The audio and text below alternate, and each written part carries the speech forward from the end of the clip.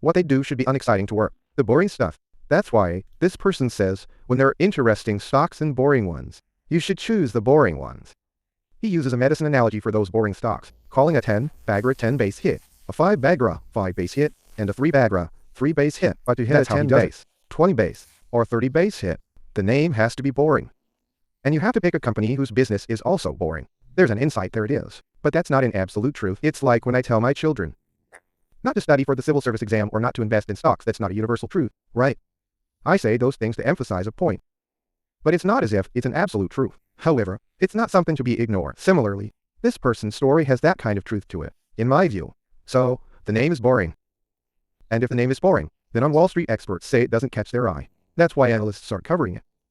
But because analysts aren't covering it, it becomes a hidden gem when you look closer. So if you discover those things earlier than others and buy them up. And wait, they can grow 10 or 20 times over. So what this person is emphasizing is that when everyone says it's good, don't do a thing. When everyone says it's good, that means it's at the peak. It might sound obvious, but that people actually behave that way. So right?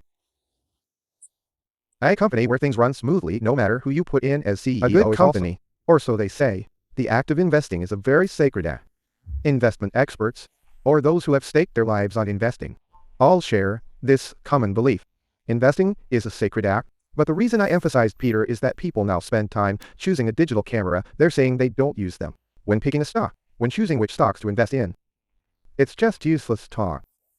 Just because the name has something like hidden gem in it, they invest, or they invest because someone said it's good.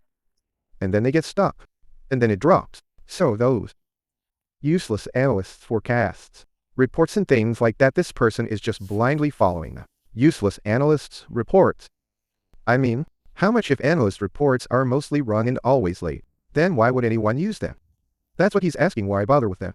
I mean, this is what Peter Lynch says. Even if you don't invest in stocks, if you haven't already, you should check it out. It's quite meaningful. I just think that people who reach the top of their respective field have something in common, some kind of approach or attitude. That's what this is really about.